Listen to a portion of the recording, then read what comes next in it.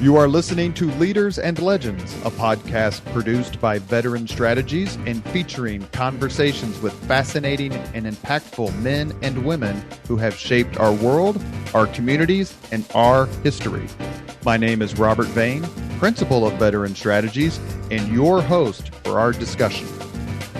You are listening to Leaders and Legends, a podcast presented by Veteran Strategies, a local veteran public relations enterprise, and sponsored by Girl Scouts of Central Indiana, Garmond Construction, Leaders and Legends LLC, the Grand Hall and Conference Center at Historic Union Station, the McGinley's Golden Ace Inn, and McAllister Machinery, your friendly neighborhood Caterpillar dealer.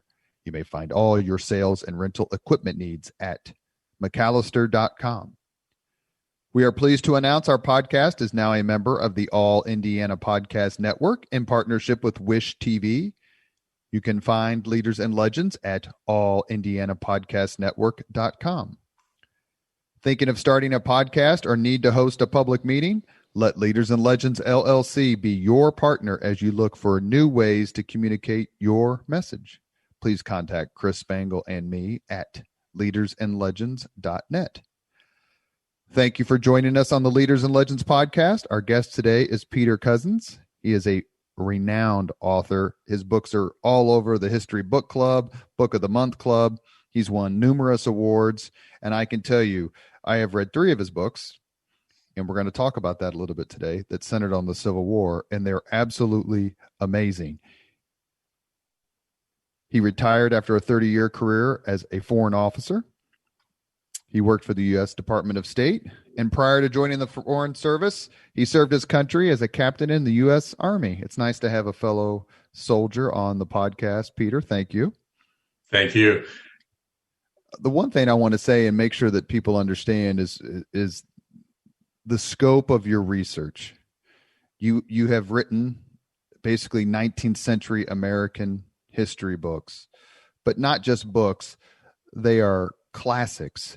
His books, This Terrible Sound, The Battle of Chickamauga, and The Shipwreck of Their Hopes, The Battles for Chattanooga, were placed by the Civil War magazine as 2 of the 100 greatest works ever written about the American Civil War. That is a massive achievement, and you should be congratulated. Thank you. Thank you very much, Rob. So, when we talk to historians, one of the things that I like to ask first is, how'd you catch the bug, the history bug? I caught it early. I caught it in childhood. I literally caught it in grade school. I remember that. I think the book that first influenced me was the Golden Book of the Civil War that I got when I was in primary school, and it's stayed with me ever since. My undergraduate major wasn't history. It's always been, of course, my career in the Foreign Service had really nothing to do with history, but it's always been my first love. And now that I'm retired from the Foreign Service, I can honestly say that I'm pursuing my avocation. Is there a particular event that you remember in history? Like, what was the first big event that you can recall as a kid going, okay, I remember when that happened? You're trying to date me. Let me see. It really, really, I as a very young child, 5 years old, I distinctly remember Kennedy's assassination. I remember having come home from school and sitting in front of the TV in the living room and hearing the first news and yelling to my mom that the president's been shot, and her replying, "That's not funny. That's not funny, Peter. Don't make jokes like that." I still remember that distinctly. Did it? Let me ask it a different way. Was it something along with the other events of the 60s? It's such a historic decade, not only in the United States, but also throughout the world. Did it just sort of keep reinforcing, like, I love reading about the space program and the Vietnam War and the civil rights era and what was going on both in the Middle East and in Europe? Just one thing after another reinforced your love?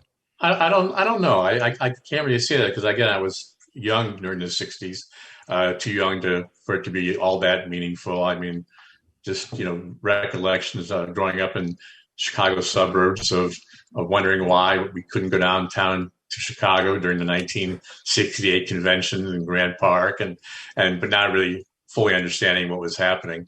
So I, maybe on a subconscious level, it had a influence on me, but nothing I can pinpoint. I've had a couple of guests on the podcast who were there that night, were there for the convention, were there in Grant Park, and there were terrific stories about how they were going down and they were going to fight for their cause. And then they come out of the hotel and they turn the corner and they see the cops doing their thing. They're like, no.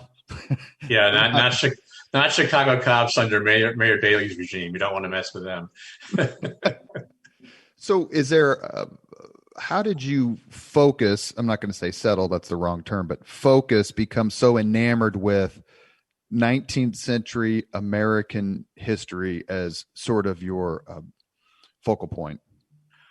I mean, it began with an interest in the Civil War, and that started from childhood. And I remember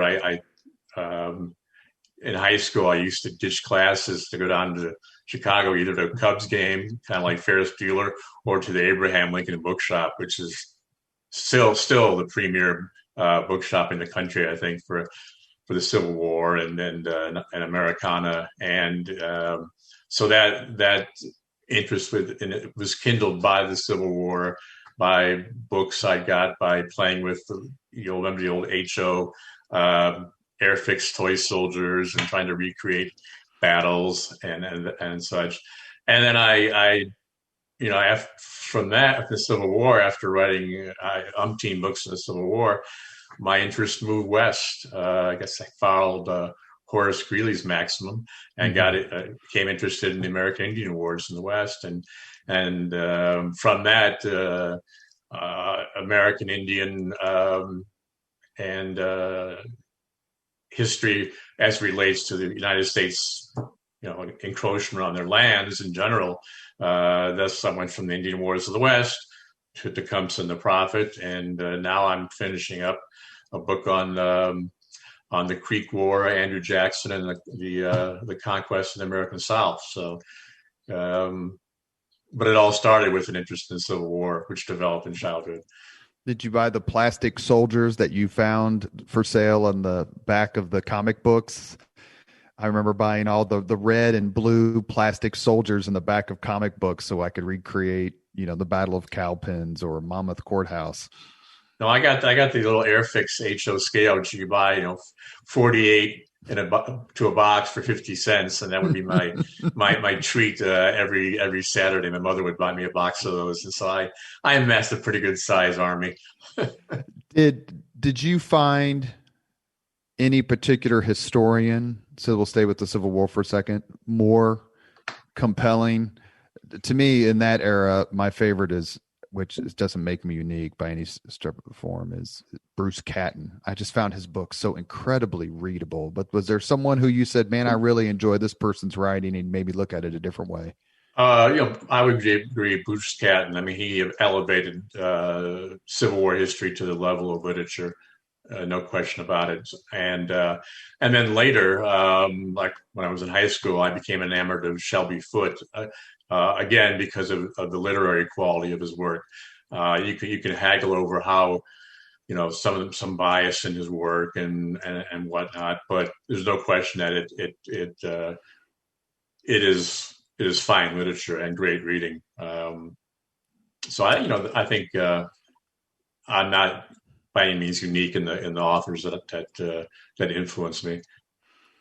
As a historian, how much of what you do, because I want to lead right into your latest book, which is about Tecumseh and his brother, the Prophet, how much of what you do you consider either intentional or unintentional myth busting? In my most recent books, again, Tecumseh and the Prophet, and then his predecessor, The Earth is Weeping, there was quite a bit of myth busting involved, and a good part of it was intentional. I mean, not that I necessarily was aware of all the myths or potential myths that I hope to bust in the when I went into the works. But there certainly were numerous myths or misconceptions that I encountered in the course of these works that I then did my best to bust, not through any bias or any, but by simply telling the story as it really happened. Your latest book is called Tecumseh and the Prophet, the Shawnee Brothers Who Defied a Nation. I think most of us are somewhat, if we have even a rudimentary knowledge of history, are somewhat familiar with Tecumseh. His brother, the prophet, less so. And I remember when I was in grad school and was working as a research assistant, I used to quiz my supervisor, who had a PhD in early American history, about how do you both say and spell the prophet's real name? Can you get it right on the first time? Oh yeah, Tenskwatawa. Occasionally, I've heard it pronounced Tenskwatawa, but it's Tenskwatawa, and I got that spelling. It was phonetically from a unimpingible white source, and that was someone who lived with Tecumseh and Tenskwatawa for a number of years, and he actually spelled it authentically and said, "Here's where the accent goes." So Tenskwatawa. How much of the fact that we're doing this podcast, obviously I'm in Indiana, you're from Illinois, the Midwest is such the focal point of these Indian interactions with Americans, and before the Americans, I guess you could say colonists. How did the Midwest, besides just the fact that that's where they collided, become this focal point? In all the books that I read about this era in the Revolutionary period, it seems to me that the colonist hunger for land was just insatiable. Yeah, in fact, it's interesting you point that out, because we're going to change the subtitle of the book for the paperback edition, because I want to although I like the subtitle as it is now, I want to expand on it, and so people understand that this is more than just biographies of Tecumseh and Tenskwatawa, as important as that is. So the new subtitle is going to be the heroic struggle for America's heartland, because the book is not only a biography of these two men and their role in really the war for America's heartland, but it starts well before that, going back to the 1600s and the French and Indian Wars. And now I've forgotten your question specifically again.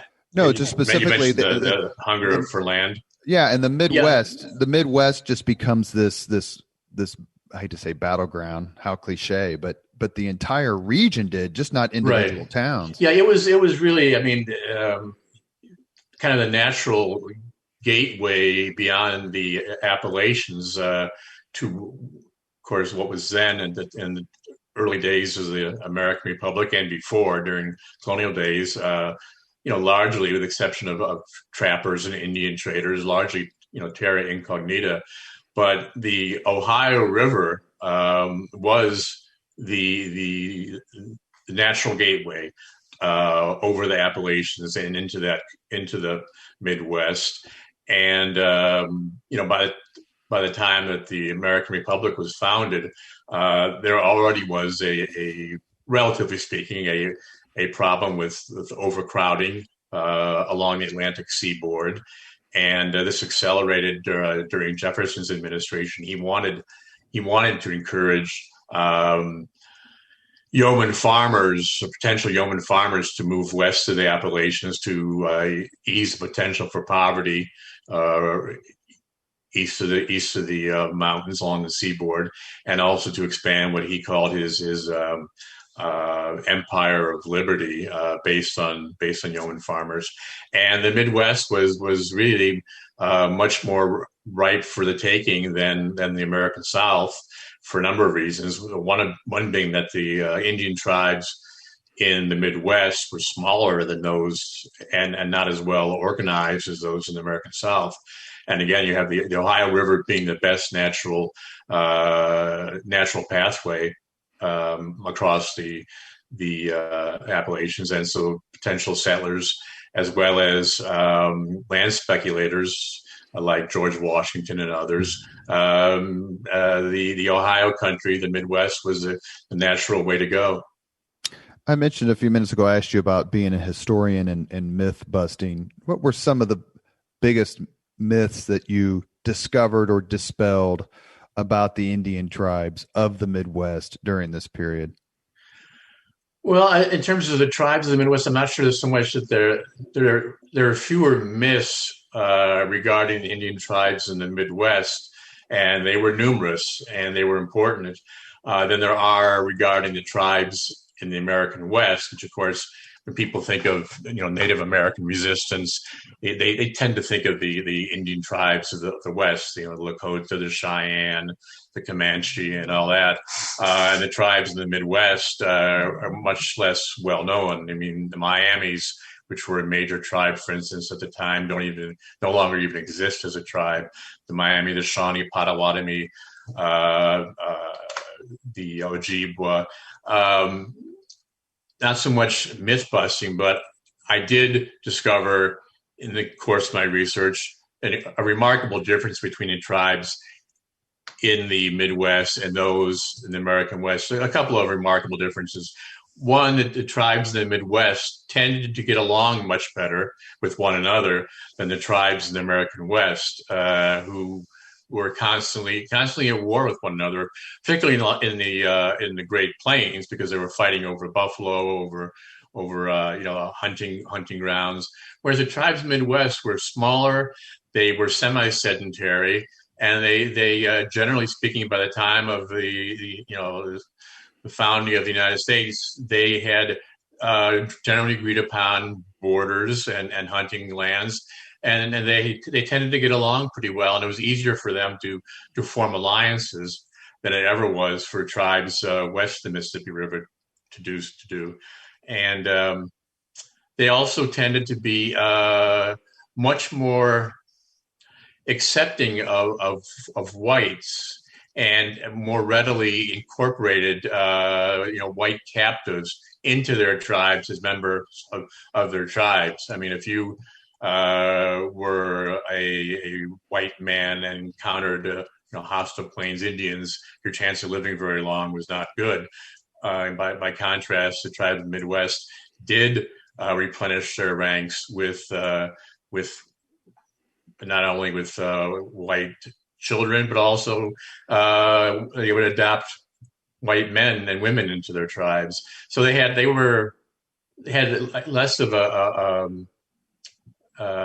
sense of racial abhorrence than the Indians in the West did, and that was mutual. The white settlers and Indians, when not in conflict, tended to get along better in the Midwest than they did in the West.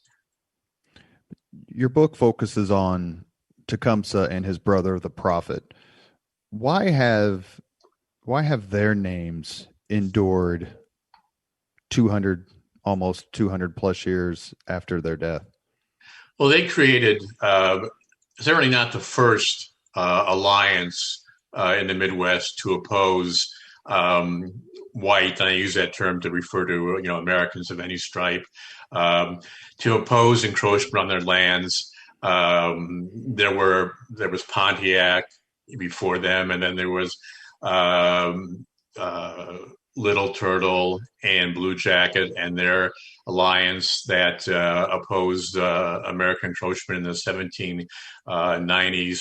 But the alliance that they created, which began as a religious and cultural revival movement, started by the Prophet, by Tecumseh's younger brother, and then turned into a political military alliance to resist American encroachment. It was the largest Native American alliance ever formed to resist, the westering tide of Americans' settlement.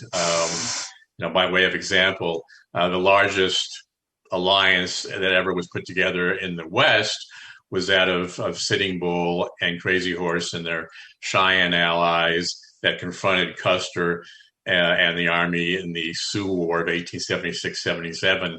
And the apogee of that was Little Bighorn, of course, and Crazy Horse and Sitting Bull mustered at most between 2,000 and 2,500 warriors. Tecumseh and Tenskwatawa, at the height of their alliance during the War of 1812, mustered approximately 6,000 warriors from more than a dozen tribes. And so theirs was the largest alliance. And although going into the book, I had kind of a sense of fatalism that they were doomed to failure, I discovered quite the opposite, that there were numerous occasions when they could have turned the tide and actually created an Indian buffer state and achieved at least part of their objective of again creating a space in the Midwest free of Americans. So I think it was the extent of their alliance and the fact that Tecumseh himself was a very charismatic figure and fought by what whites considered to be their own rules of war, and was quite a humane fighter. So it was a number of factors: the size of their alliance, the scope of it, the fact that it was again the largest United States ever faced, and the basic humanity of Tecumseh and his charisma that has allowed them to endure. More so Tecumseh than his brother, who espoused a doctrine of social, cultural, and religious revival that was really the creeds that he professed were completely foreign to white Americans, whereas Tecumseh was and his political military aspirations were much more understandable. One of the questions I had written down before the podcast began was there any point in time that Native Americans could have reversed their fate and changed the tide of history? You just alluded to it. So it would have been in the early 19th century in terms of in a temporal connection. Where would it be geographically? Like, how could they have done this? Temporally and geographically, it would have been during the War of 1812 when they allied themselves with the British. I mean, Tecumseh, who by this time was really he never supplanted his brother, as history generally has it. I mean, Tenskwatawa remained an important player all through the life of their alliance, as kind of the spiritual core and leader of the movement. But Tecumseh certainly came to the forefront as a political military leader, and he realized that he could not succeed without assistance from the British, at a minimum with arms and ammunition and provisions from British Canada. But when the war broke out between the United States and Great Britain, the British and Tecumseh and Tenskwatawa had interests that aligned well. The British needed Indian allies to help overcome their numerical inferiority in Canada, imposing the Americans. They also looked to the Indians to help them create an Indian buffer state between the United States and British Canada, which again that aligned well with Tecumseh's interest in creating an Indian homeland free of Americans. And so the area we're speaking of at the time would have been Michigan Territory, which during the War of 1812 had a very, very small white American population, a couple thousand around Detroit and a few hundred scattered elsewhere in the territory, as well as Wisconsin Territory, which was pretty much devoid of settlers, and northernmost Ohio, and really the northern third of Indiana. All that was up for grabs.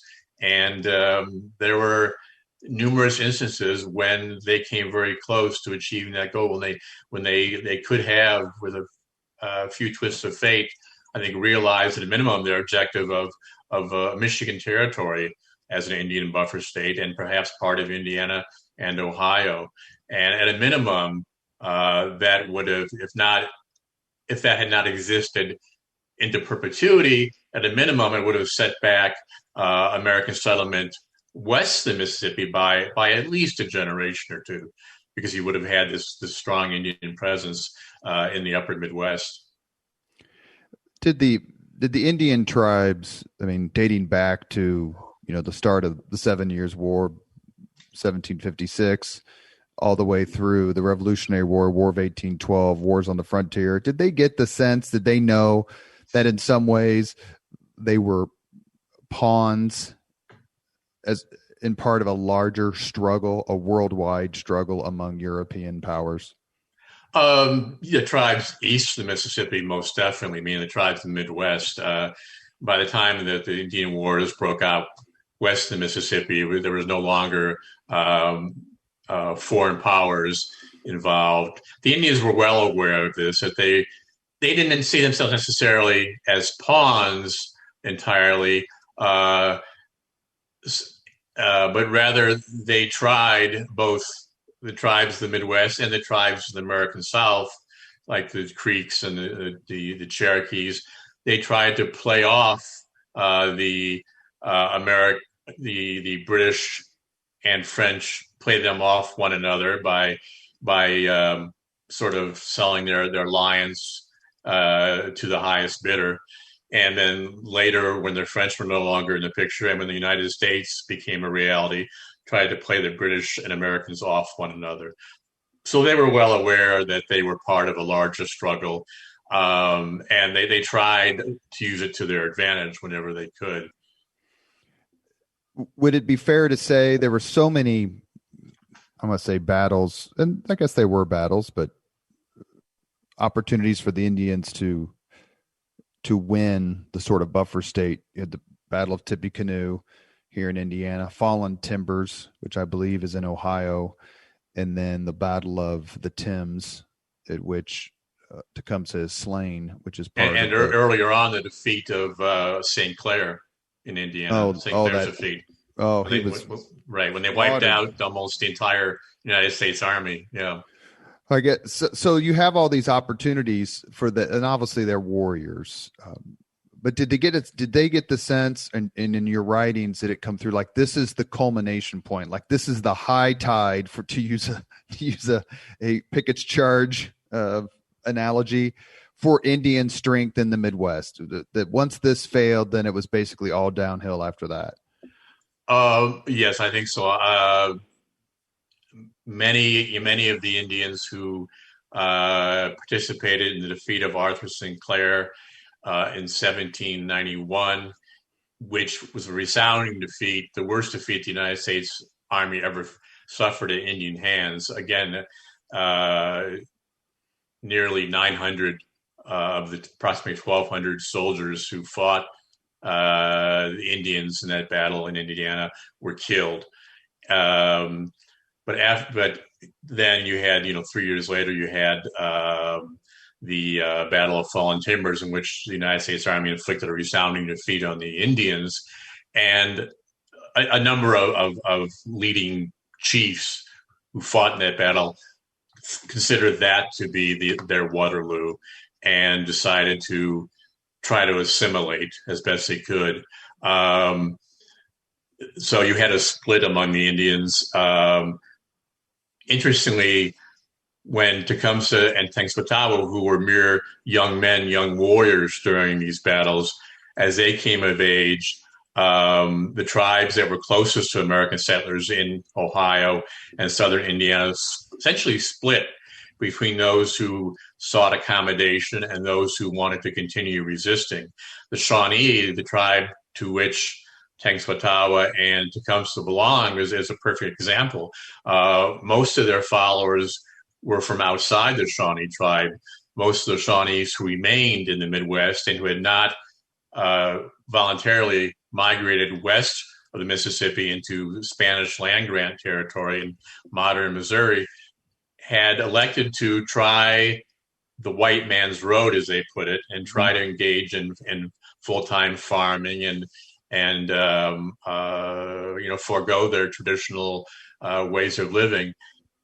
And Tecumseh and Tenskwatawa drew most of their support from tribes that had had less direct contact with Americans, like the tribes of Michigan and modern day Wisconsin and Illinois, but sort of saw the handwriting on the wall that if they didn't unite, then what happened to the tribes in Ohio and Indiana would happen to them eventually.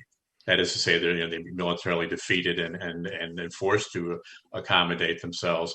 So most of their following came from elsewhere, from the upper Midwest, and with their ultimate defeat, then that was really it. And then the tribes of the Midwest realized after the Battle of the Thames, in which Tecumseh killed, and then a few held out and fought with the British subsequently.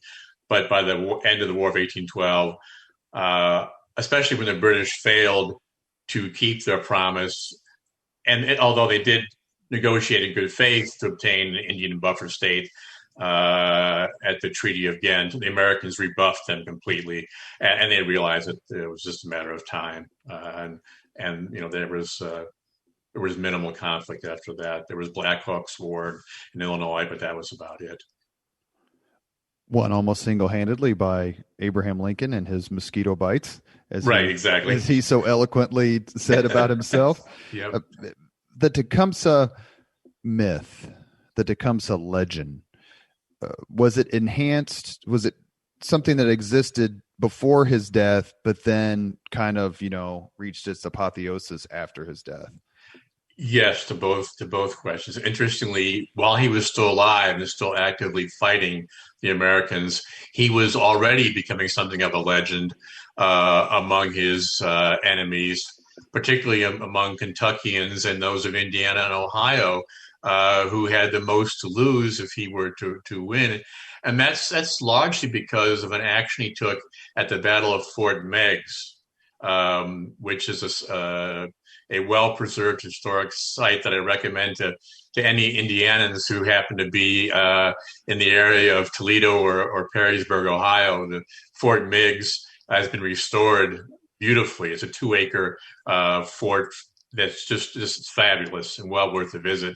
The Battle of Fort Meigs was a very important engagement in the War of 1812, and Tecumseh and the British fought against William Henry Harrison and his both his troops and 900 Kentucky volunteers. And the Kentucky volunteers basically walked into an Indian ambush.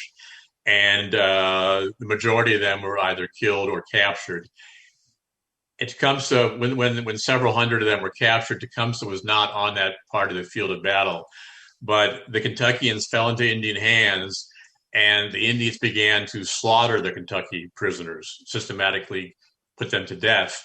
And they succeeded in killing about maybe 4 or 5 dozen before Tecumseh became aware of this, literally rode into the midst of this slaughter and put a stop to it, was able to shame the Indians who were perpetrating the crime, the massacre, into stopping. And the Kentucky volunteers who survived were well aware of who he was. And when they were repatriated, they made it a point of relating the stories of Tecumseh's humanity and his intervention in saving their lives. And those stories, hit the press in the Midwest and across the country. And so the birth of, the humane warrior Tecumseh was born even as he lived. Last question on this before we move on, and maybe this is a terrific segue. How much was Tecumseh able to remain in American memory? How much was it helped by the fact that the second leading soldier in the Union cause was named William Tecumseh Sherman? That certainly helped. I mean, his birth name was Tecumseh Sherman. There was no William. It was not until he was adopted out, and his adoptive father, I guess suggested to him, I don't know what the dynamics were, but changed his name to William Tecumseh Sherman. So he was originally, his nickname was Cump. He was Tecumseh Sherman. That was because his father, like so many in the Midwest, greatly admired Tecumseh, and that admiration continued. And there's a statue in the Capitol, in Rotunda, to Tecumseh. He continues to be, in the estimation of many historians, to be the greatest of all Indian political and military leaders, the greatest Indian leader. And oftentimes it's been at the expense of his brother Tenskwatawa. But as I argue in the book, Tenskwatawa, beyond a doubt, was the most significant Indian spiritual leader in American history. And spiritual leadership was very important to Native Americans, and should not be overlooked. And together, the two of them were beyond a doubt the most influential Indian brothers in American history. And giving Native Americans their due, you can honestly say they were among the most influential brothers, period, in American history. The remarkable, alliance that the two of them created. It's certainly unique in Native American history, and it's unusual in American history writ large.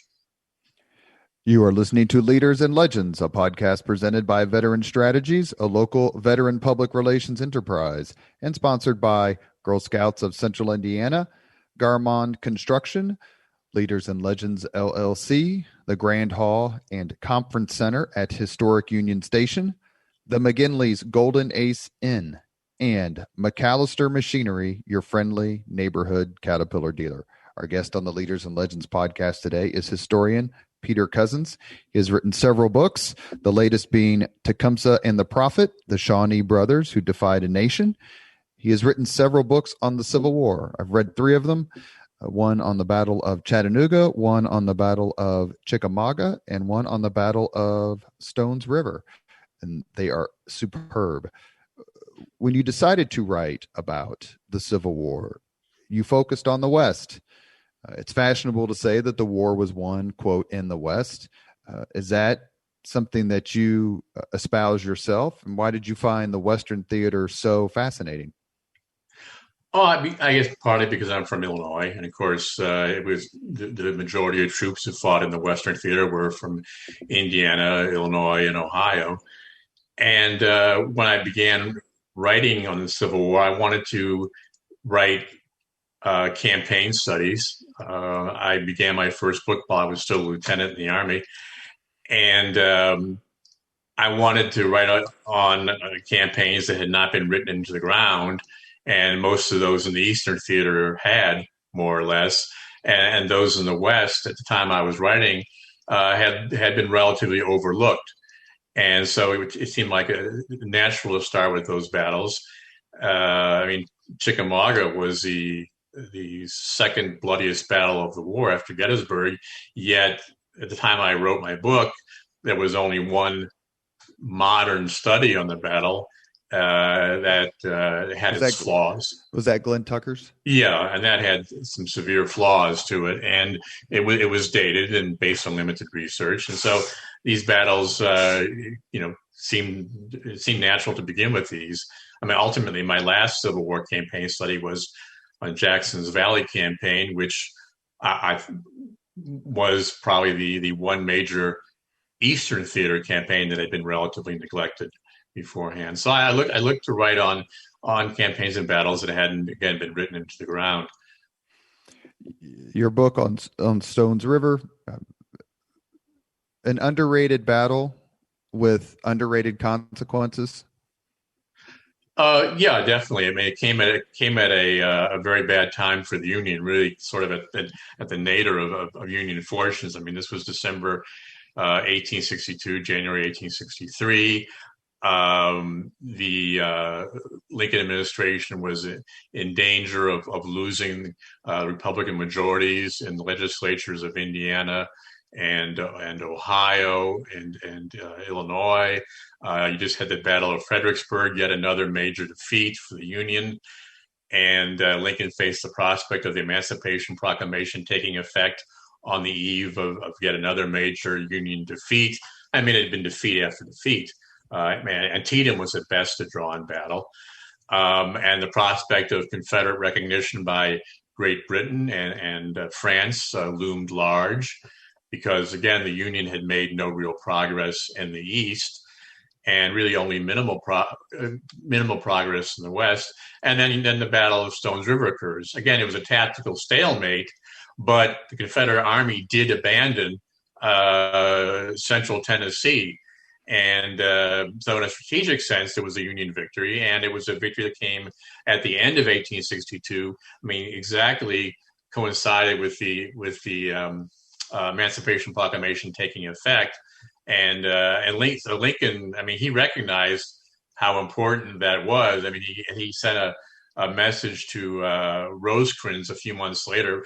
William Stark Rosecrans, the Union commander at Stones River, saying, that I'm paraphrasing, but essentially at a time, at a very critical time for us, you won us a battle for us that had it been a defeat, instead, the Union scarcely could have survived. So and the victory at Stones River led to Republican victories in the legislatures and in the Midwest. And so it was very important, both politically and militarily for the North.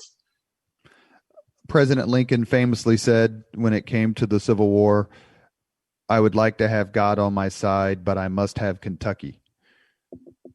How right is that?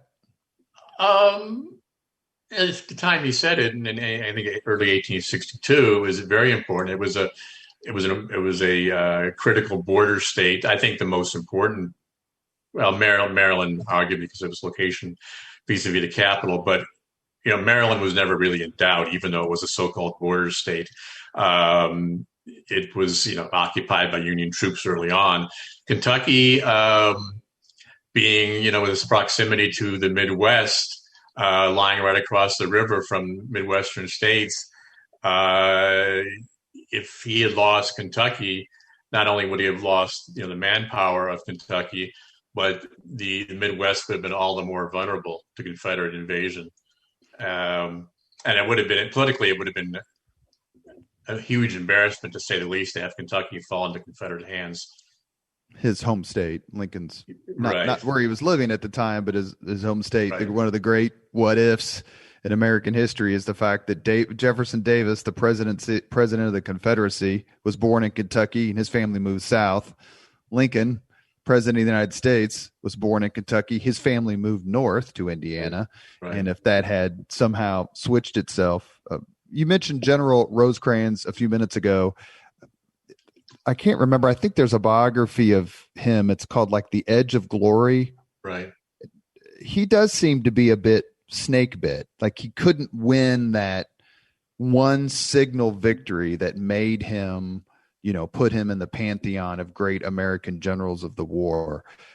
But he was undoubtedly skilled and did have some successes. Yeah, he's a fascinating character. I mean, he was a brilliant man. Very, very intelligent. Before the war, he patented a number of inventions while he was working in private business in Ohio. He really possessed a lot of characteristics of genius. One of his problems, though, is that I mean, not that I want to play amateur psychiatrist, but I sometimes wonder if he suffered from bipolar disorder, because he had extreme mood shifts, and that often occurred during active campaigns and affected his thinking.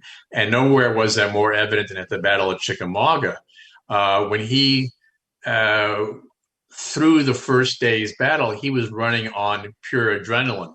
I mean, he went several nights without sleeping. After the first day's battle, he spent the entire night pacing in his headquarters cabin. I mean, he was just essentially just revved up beyond what was healthy. And he would, when he got in this state, and it also occurred to a lesser extent at Stones River, he would issue a flood of orders. Oftentimes he was almost incomprehensible because he was so overwrought. And then he would fall into these swings of despondency when he couldn't focus. and didn't see things clearly. And that occurred at Chickamauga when he issued an order that if he had been really, fully cognizant of what was happening, he never would have issued. It would have resulted in a major gap in the Union lines that the Confederates exploited and led to his defeat and eventually his sacking. So I think that in some ways he was his own worst enemy. And if he had been a little more balanced, I think he could have had much greater success. So I think he had some emotional, and mental, obstacles that impeded his success. That plus the fact that he fell out with Grant early on. Well, I'm going to make a statement, and no one has agreed with me yet, including the former governor of the state of Indiana, Mitch Daniels, Peter Carmichael, Brooke Simpson. I think I'm 0 for 3 or 4. So I'm going to make a statement, and you tell me I'm wrong. The clash at Shiloh is the single most important battle of the American Civil War.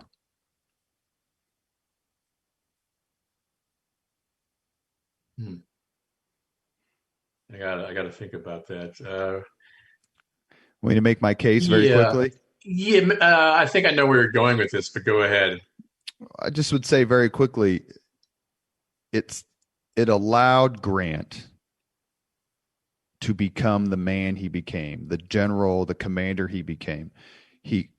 The war, was still kind of like, maybe we can talk it out. Maybe we can have some sort of negotiated settlement. Grant realized after Shiloh that this is going to have to be fought out. The Confederates aren't going anywhere.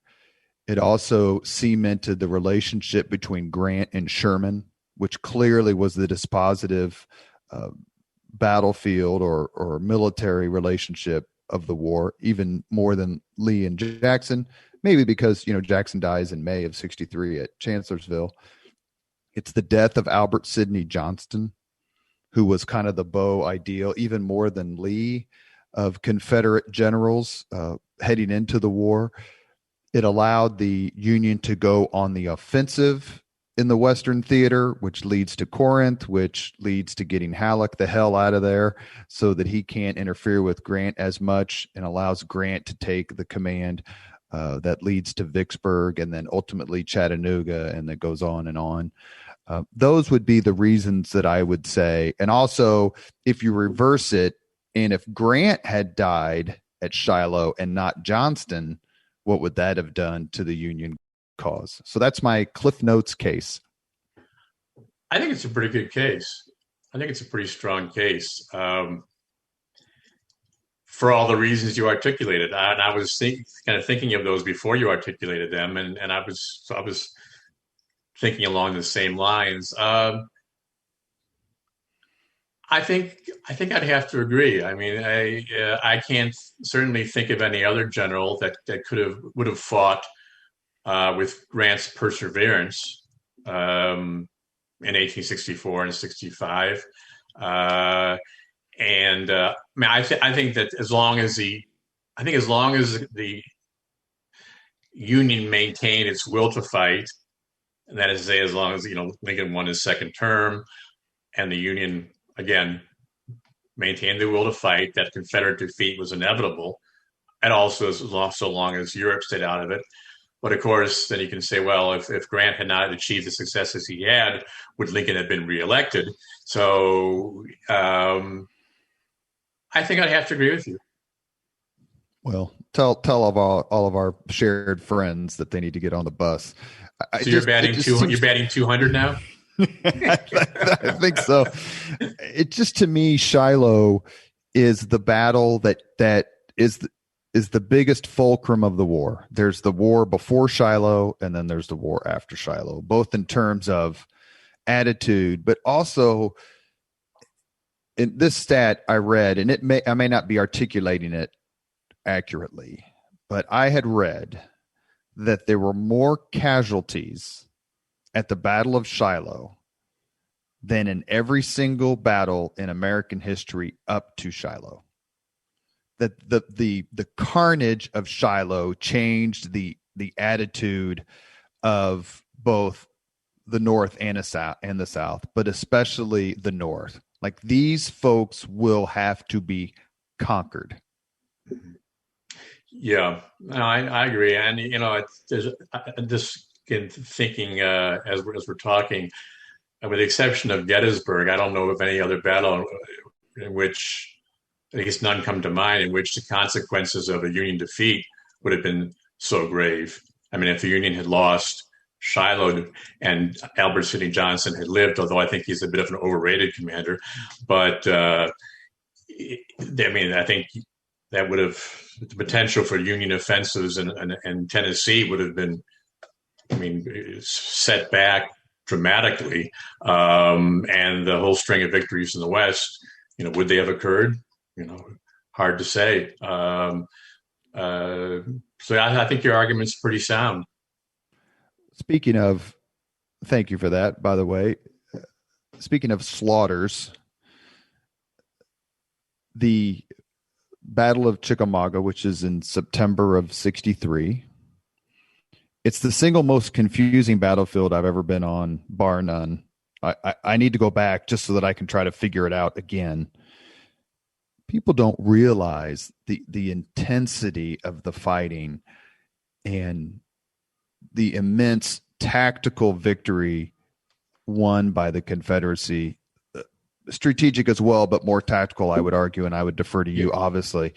But what did you discover in writing your book, This Terrible Sound, The Battle of Chickamauga?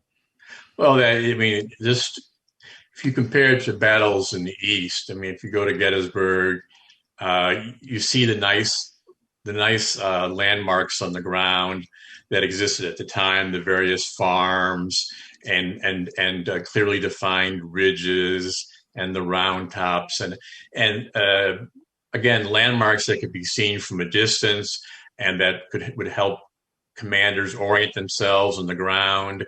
Chickamauga, you didn't have it. It was almost all forest. There were, of course, little hard scrabble farms that were been carved out in various parts of the battlefield. But the battlefield was largely forest, and it was mostly level, with the exception of Snodgrass Hill and Horseshoe Ridge, which from a distance you really couldn't see.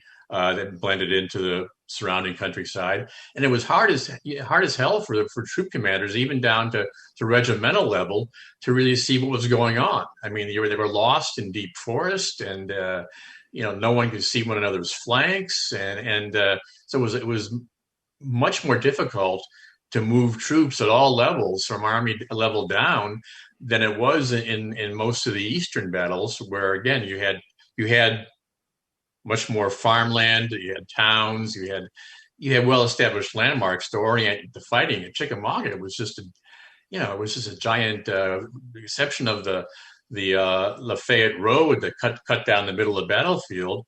It was pretty much just a wild, slugging match in the woods.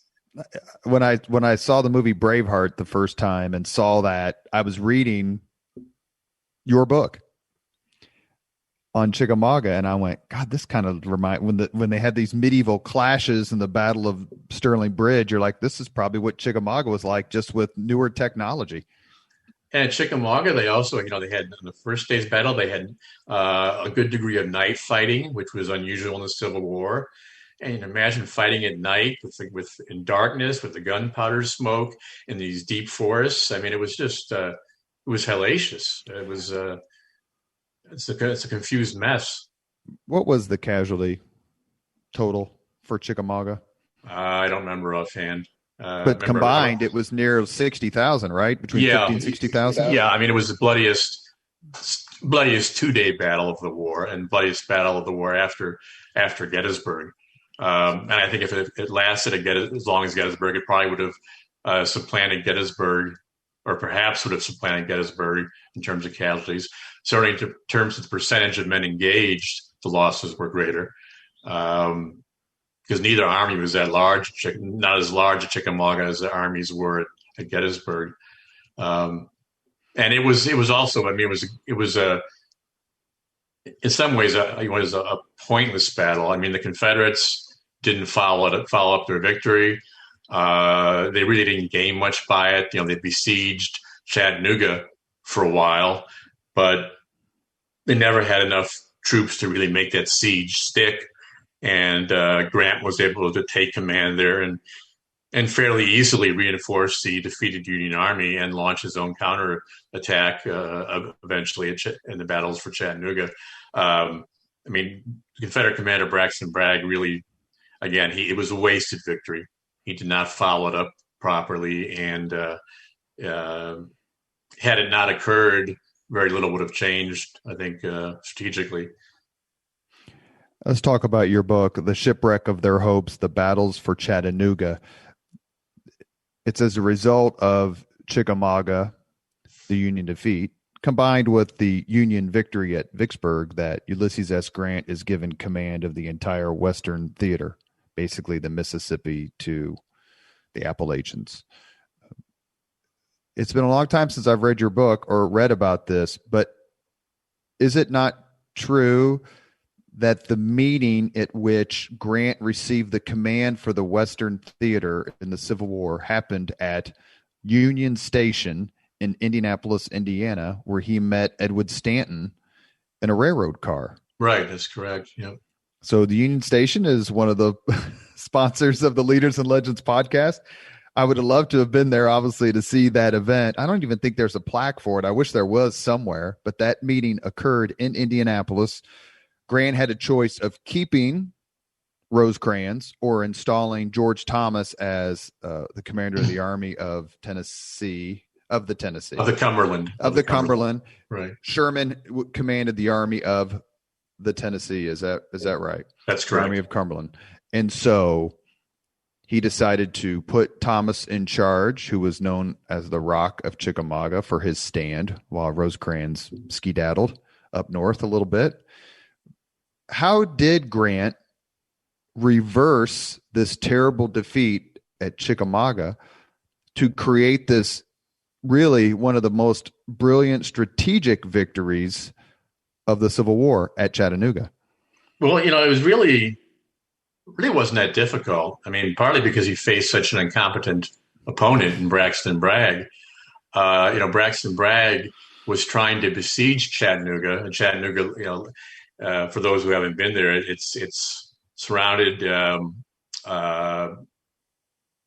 the southern and eastern side by Lookout Mountain and by Missionary Ridge, by high ground essentially. And Bragg had posted his army on the high ground, but he even before Grant reinforced the Army of the Cumberland, Grant came to Chattanooga, the Army of the Cumberland, which had been the army defeated at Chickamauga, was the only Union force there. And even at that point, Bragg, who's trying to bottle up Chattanooga, did not have numerical superiority.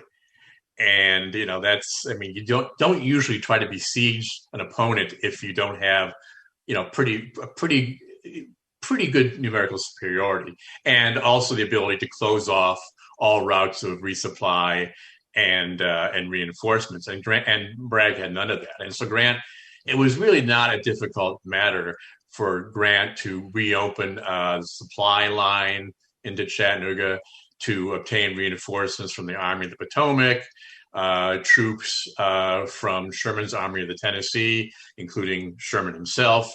The Confederates were just sitting up in this high ground, the poor Confederate soldiers watching these Union troops pour into Chattanooga during the course of the autumn of 1863. And by the time Grant staged his breakout of Chattanooga's assaults on Lookout Mountain and Missionary Ridge, he greatly outnumbered Bragg, and Bragg's lines were so attenuated that it really was not a particularly difficult victory to achieve. Who was the more excruciatingly insufferable general and person? Confederate Braxton Bragg or Union General George McClellan? Oh boy, geez, that's a tough one. I could use a couple of days prep or something like that.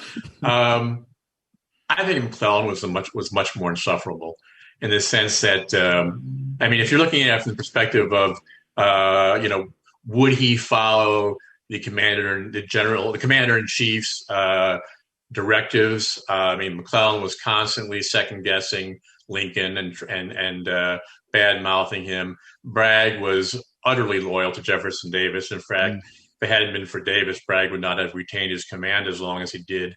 Bragg did have a better strategic sense than McClellan did. McClellan got along better with his subordinate commanders than did Bragg, but Bragg got along much better with the commander in chief. Bragg had a very acerbic personality and tended to scapegoat for his defeats. McClellan scapegoated up. He did not scapegoat down the way Bragg did. So, if you were a subordinate general, you'd much rather serve under McClellan than under Bragg. So in terms of insufferability, it depended on whether you were the president or a subordinate commander, I guess. Your other book that deals with Civil War history is called Shenandoah, 1862, Stonewall Jackson's Valley Campaign. It's universally regarded, unless you want to disabuse me of this statement, as one of the most brilliant campaigns, not only in the Civil War, but in modern global warfare. Is that a reasonable conclusion? And that's kind of where Jackson became his own sense of mythical figure? It's a little overstated, even in the Civil War context. Jackson, where he succeeded in part because there was a lack of unified Union command in the Shenandoah Valley. And, Jackson had the benefit of interior lines and being able to travel up and down the Shenandoah Valley rapidly. I mean, his force was composed almost exclusively of men who grew up in the Shenandoah Valley or in its environs, knew the country intimately, as did Jackson, because, of course, he taught at VMI for a number of years. So he had that advantage of interior lines. Was opposed by 3 Union forces at the height of the campaign, none of which could communicate directly with one another, and all 3 of which were micromanaged by Abraham Lincoln and Edwin Stanton from Washington, D.C. So whereas Lee, first Joseph Johnston, and then after his wounding, Robert E. Lee, accorded Jackson pretty much a free hand to do what he thought best to defend the valley. So he had those advantages, but that doesn't diminish the fact that he knew where to strike when he understood the Union vulnerabilities and made the best of them. He wasn't a particularly good tactical commander once battle was joined. He made a number of mistakes in the Valley Campaign, but he was good enough to prevail. And I think where he succeeded was in his use of interior lines to keep the 3 Union forces that he was opposing, off guard, to strike them before they could unite. And he understood the Union vulnerability very well. So it was a model campaign in terms of the use of interior lines and making the best of an inferior force. Although you have to remember too that, again, the Union forces that he opposed were all fairly widely separated, and none of the Union forces that he opposed at any given time, really exceeded his force. So he was able to bring either parity or numerical superiority against the Union forces that he opposed at any given time. That's to his credit, obviously, and again, shows that he understood the Union vulnerabilities. So, I don't want to diminish his accomplishments in the Valley, but people also need to realize that there was a lack of a unified Union command. There was micromanaging by Lincoln and Stanton that really worked contrary to the best interest of the Union victory in the Shenandoah Valley. Is it fair to say that he was the first, really, until Lee took over? He was the Confederate general that scared the North the most? Oh, yeah. Yeah, definitely. His victories were coming, and his victories in the Valley, which were, individually, these were small battles, but they came at a time when the Confederacy had no other victories to brag about, and also the Union wasn't accomplishing much. So they took on an importance that they otherwise might not have, and he became, a subject of folklore, even while he was still fighting these battles in the Shenandoah. And then at one point, he threatened, he kind of sort of feinted down the valley, which means in the valley parlance, going north of the valley. He feinted as if he were going to do an end run on Washington, D.C., and of course that created quite a bit of concern in the Lincoln administration. So he really made his presence felt well beyond the Shenandoah Valley, and his presence in the valley too caused a significant number of troops to be detached from George McClellan and the Army of the Potomac when McClellan was about to finally stage his big march against the Confederates around Richmond. So it really had an outsized impact. You're listening to the Leaders and Legends podcast with historian Peter Cozzens.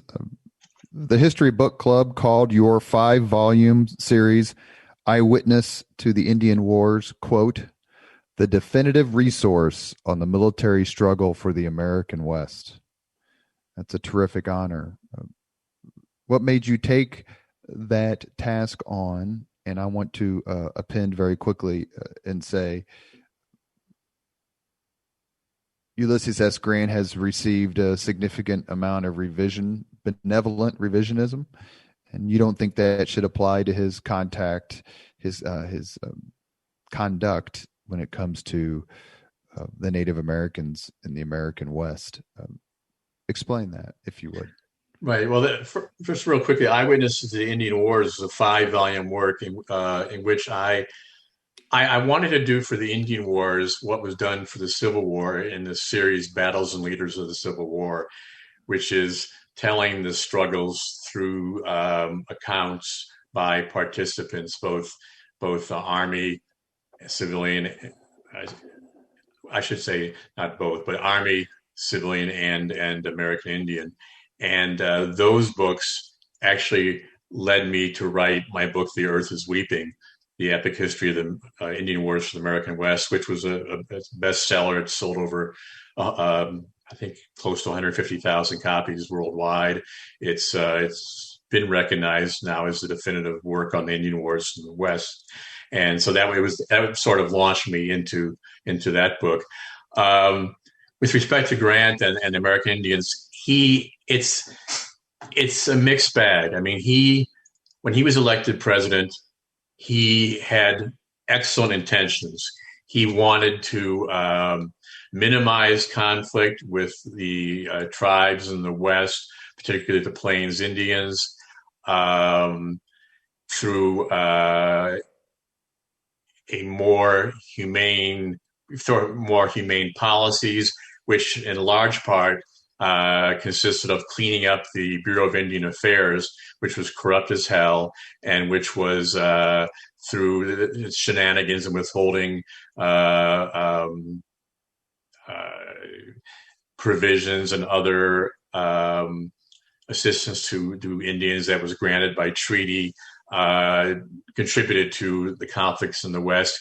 He replaced corrupt Indian agents with Indian agents who were drawn from religious communities.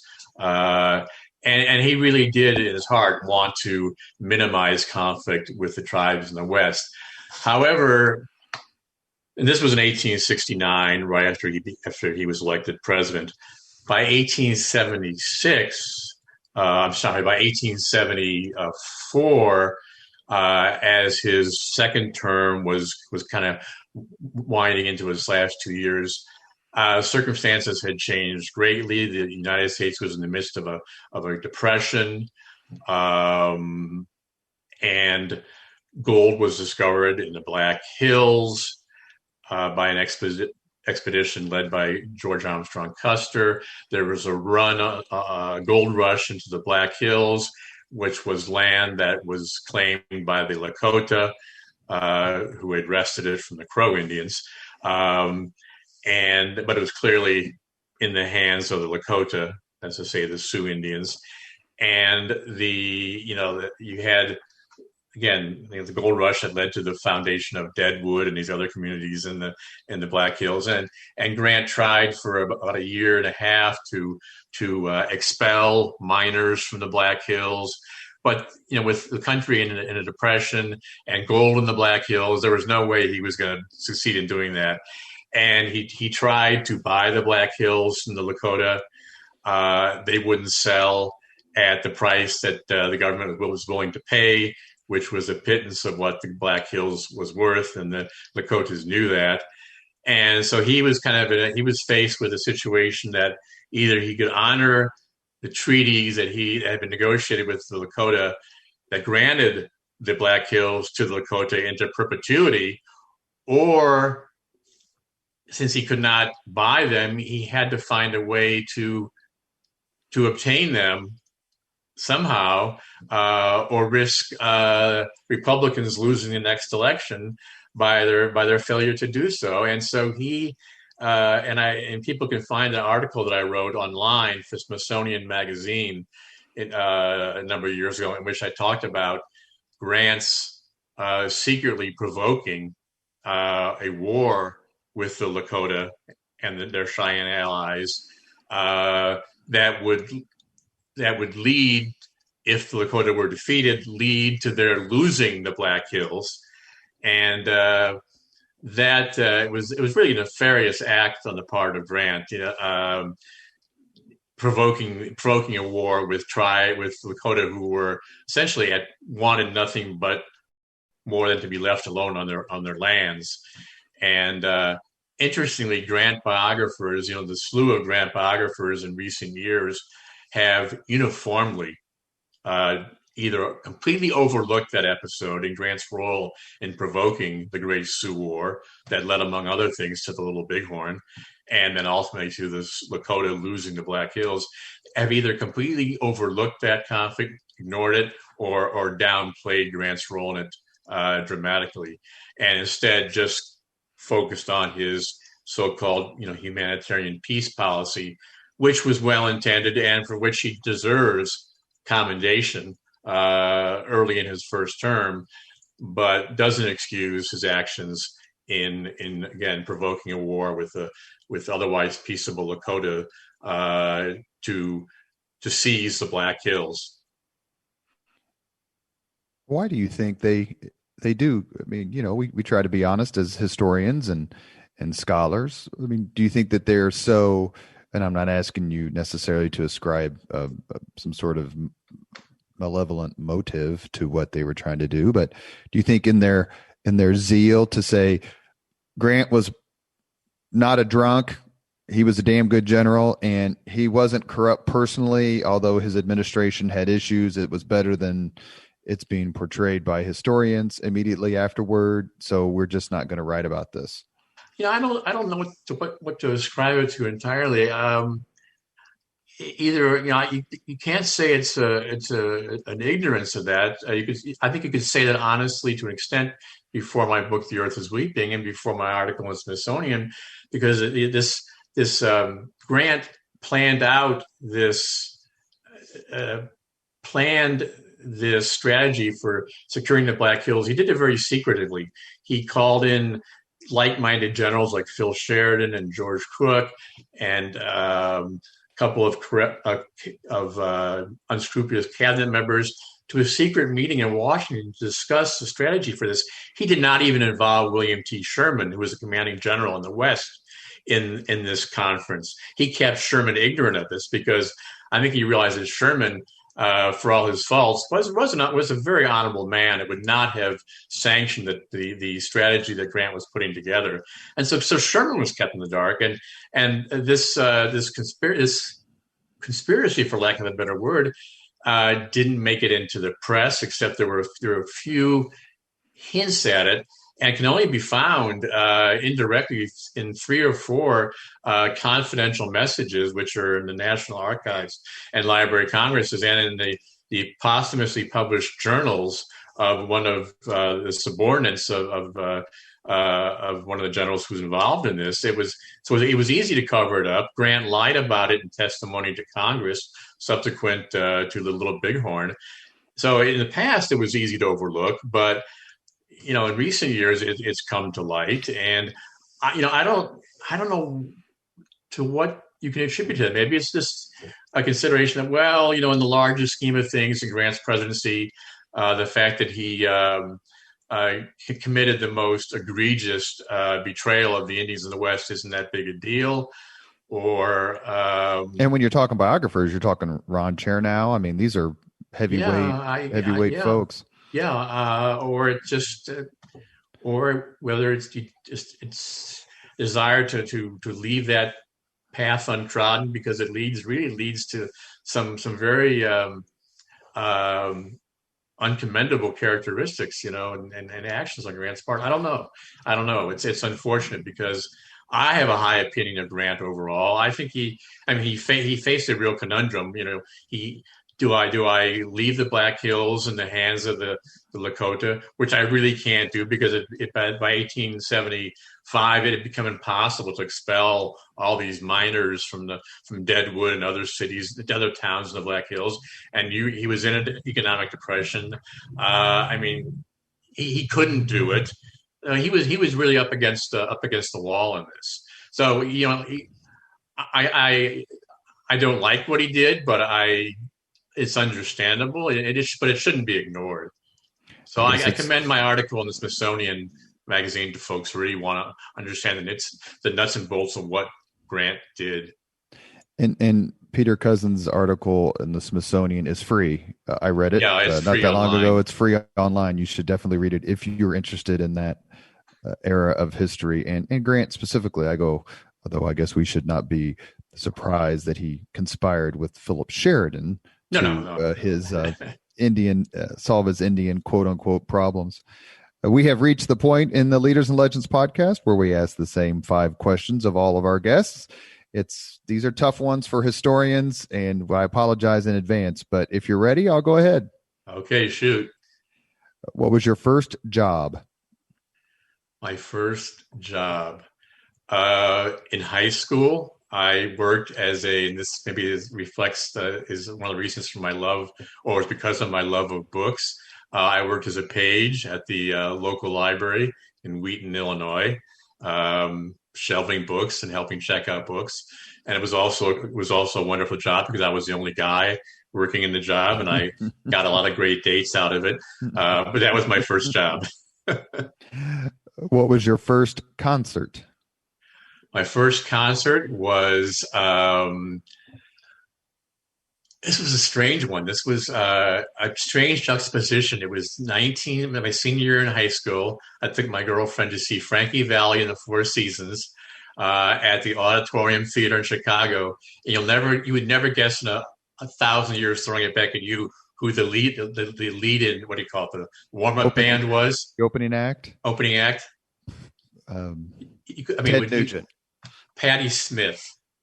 From Scandal? Patti Smith was the lead-in to Frankie Valli in the Four Seasons. The other Patti Smith. Yeah, and I think she was sober that night too. I guess I was thinking of Patti Smythe from Scandal. No, Patti Smith, the Patti Smith from the 70s. Yeah. Number 3, if you could suggest any book for someone to read, which book would you choose? The Master and Margarita by Mikhail Bulgakov is my favorite novel. I'm a big fan of Russian literature in general, and particularly of that book. I've read it 3 times. It's considered by many to be one of, if not the finest work of 20th century Russian literature. I think it's the greatest work of 20th century literature.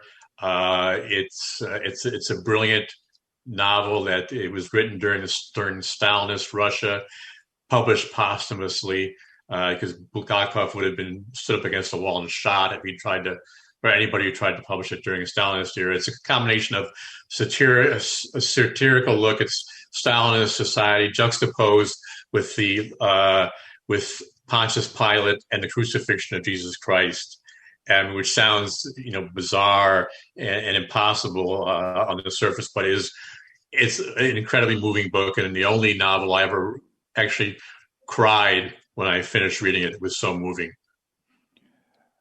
Number 4, if you could witness any event in history, be there as it happens, which event would you choose? Any event in history.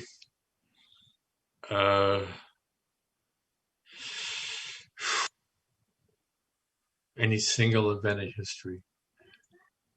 I guess the crucifixion of Christ.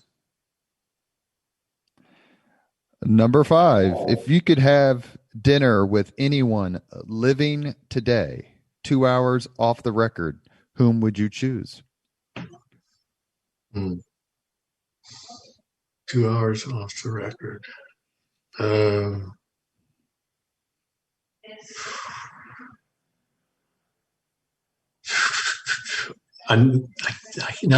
one's coming clearly to mind right now.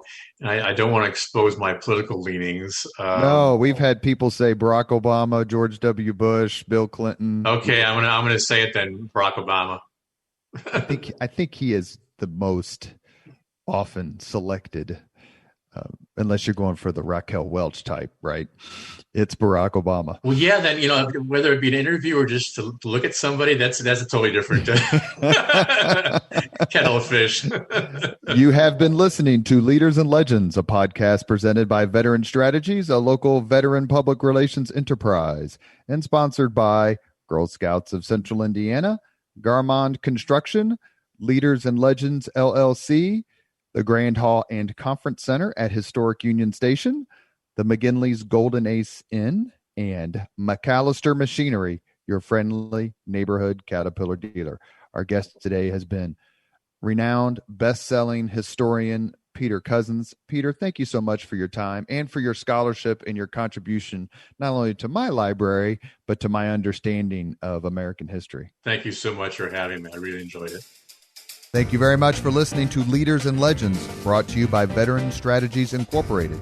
If you want to contact us about this program or our menu of public relations services, please send us an email at robert@veteranstrategies.com. That's robert@veteranstrategies.com.